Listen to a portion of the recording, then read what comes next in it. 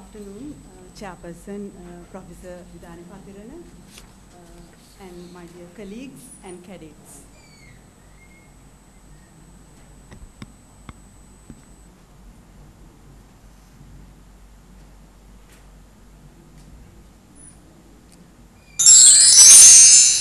Okay, as you can see, my topic today is on the path of education from equity to reconciliation.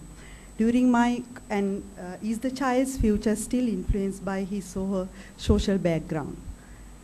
In my presentation, I will be talking about how education can help in the reconciliation process and whether we are doing it at the moment. Today's symposium's theme is ensuring national security through reconciliation and development. So when we talk about reconciliation and development, we cannot forget the word equity and equality.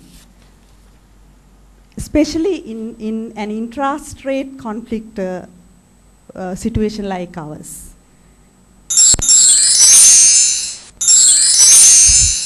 So, income disparities, social exclusion, lack of equal access to basic human needs, poverty across individuals can become important sources of conflict and thereby violent group mobilization.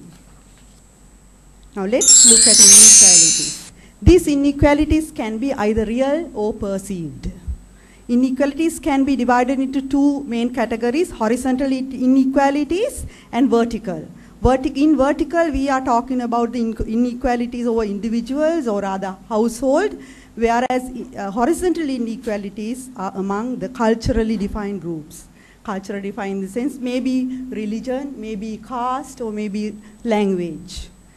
Therefore, horizontal inequalities are multidimensional that encompass economic, social, cultural, and political dimensions.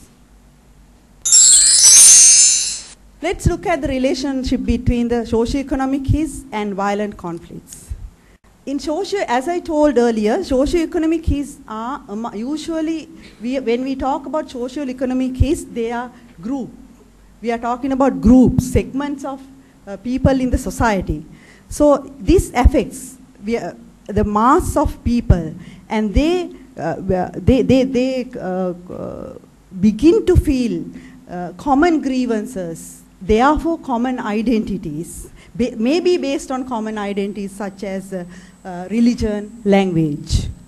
Then they begin to feel solidarity, and they feel they are the other group. And this makes easy for the people to group mobilization. And research has shown that higher the socio-economic is, more the probability of conflict.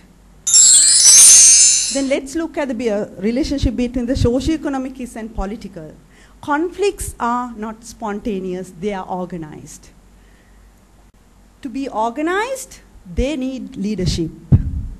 Then these leaders are usually from the segments of society who controls the resources. Therefore, they are usually from elite or military.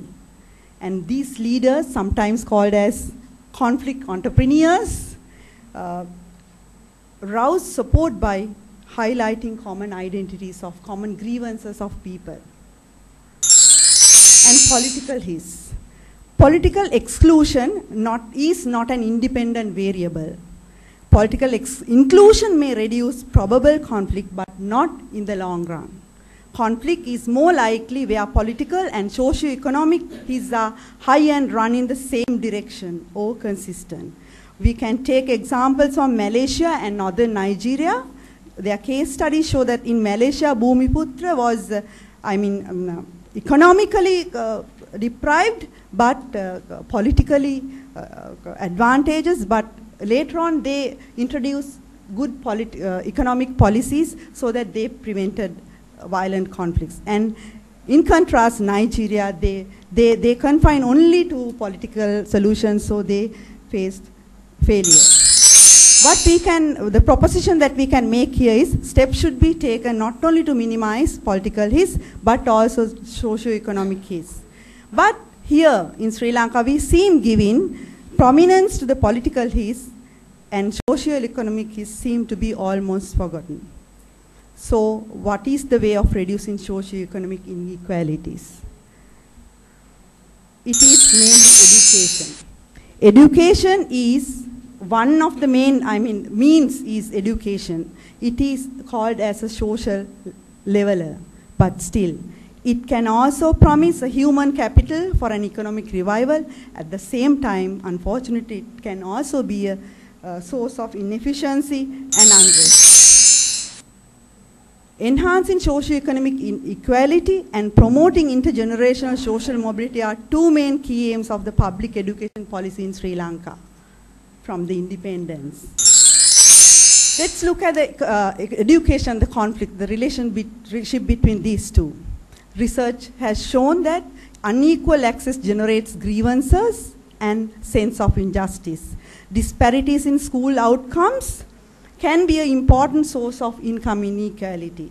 Inequalities in education interacting with wider disparities heighten risk of conflict. And we have already experienced 3 conflicts in Sri Lanka.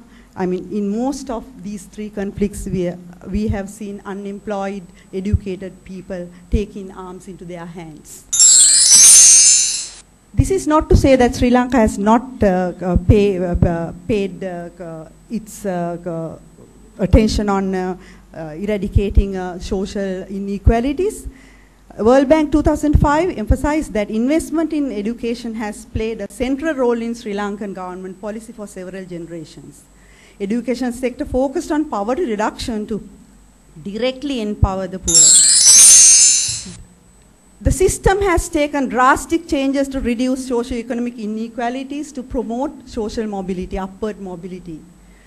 Some of them are establishment of free education, network of central schools, change in medium of instruction to mother tongue, and other ancillary facilities such as free textbooks, free uniform, etc., subsidized traveling, etc. But still, we have not been able to achieve the universal 100% enrollment rate. Now, as figures depict, 80% of school children seem to be still not going to school.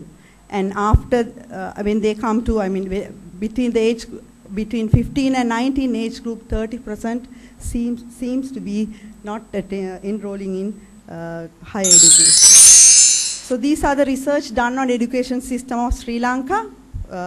To quote some, Sri Lanka Education for All report says over 3 decades between 1970s and 1990s, the country was faced with problem of unemployment, youth unrest, and ethnic violence. According to National Education Commission report 1992, it is believed that widespread free education alone without equal opportunities and access will result in further inequalities.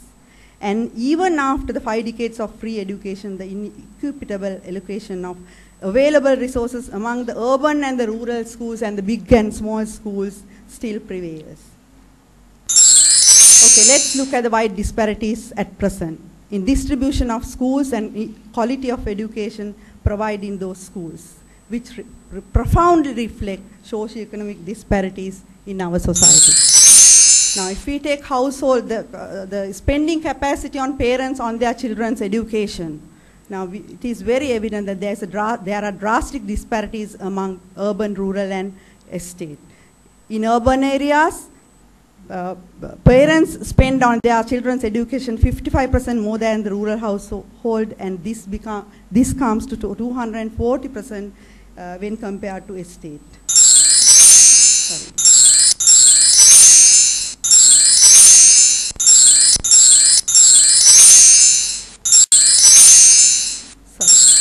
So here, attainment of education by sector.